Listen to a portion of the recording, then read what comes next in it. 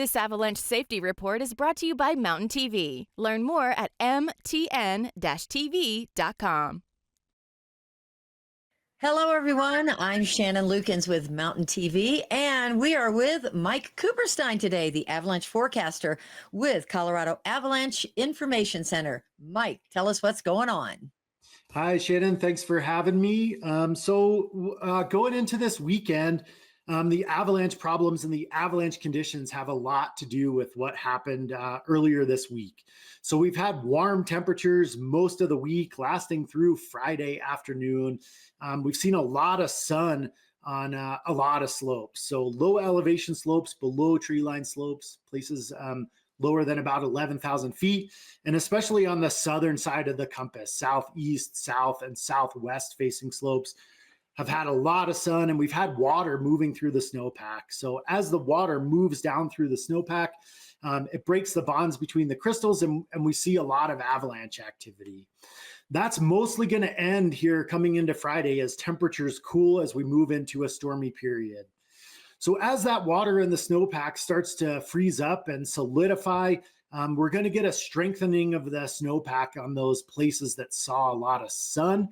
And those areas are going to get a little bit stronger here coming into the weekend.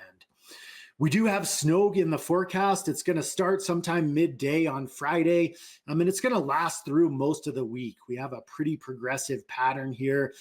We could see feet of snow over the next 7 days in Colorado. So over the weekend, most of the snow is going to be concentrated north of I-70. The Steamboat area is going to be favored. Of all the areas, is going to be favored the most. As we move into this stormy period, we're going to transition from that more spring-like conditions to back to winter again. And as we do that, we need to start thinking about wintry avalanche problems. So we're going to see snow, we're going to see wind. We need to start thinking about avalanches in that surface snow. They could be wind slab avalanches like these, or storm snow avalanches. And some of those can break on these frozen layers that we formed over the last week. So we have had some warm weather. What about the areas that didn't get warm? What should people think about in those areas? Yeah, that's a great question, Shannon. Thanks. So on those higher elevation slopes, and especially the high elevation northerly slopes, northwest, north, northeast, and some east-facing slopes, we still have this lingering, persistent slab avalanche problem where we have weak layers buried in the snowpack, and we can still affect those as riders in the mountains. So even over this warm period on northerly facing and high elevation northeast facing slopes, riders have triggered some very large avalanches like this one on persistent weak layers that are buried a few feet below the snow surface. So as we move into the weekend and we start to transition back to wintry conditions, just keep in mind on those high elevation northerly facing slopes that you still need to think about these big dangerous avalanches. Okay, well, thank you, Mike. And remember, always check the CAIC website, right?